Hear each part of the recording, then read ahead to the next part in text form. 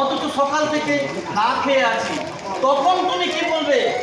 বলবো কাঁচা যখন আছে তোকে না খেয়ে মরতে হবে না। দাদা, ওরে বিকাশ আমার স্বপ্নের চারাটা ছিল, ওর গোড়ায় জল ঢালবে, ওকে বড় করে তুলবে, ওকে মানুষ করে তুলবে, ওকে ফলে ফুলে ভরিয়ে তুলবে।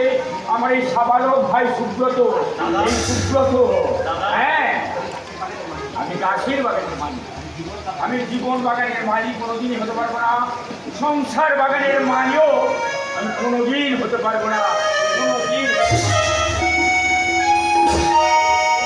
দিনে দিনে দাদা কেমন যেন বদলে যাচ্ছে। বাবুদের বাড়ির ঐক্যের হিমালয়ে যত ফাটল ধরছে, দাদার মনোবল ভেঙে চুরমার হয়ে যাচ্ছে।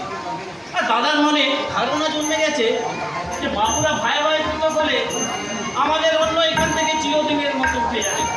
আরে যাই যাবে, তার জন্য আগে থেকে দুর্ভাবনার বোঝা বই বেড়ানোটা পাগলের পাগলামি ছাড়া আর কিছু নয়। কারণ বিকাশ বড় হয়েছে, আমি রোজগার করতে শিখেছি।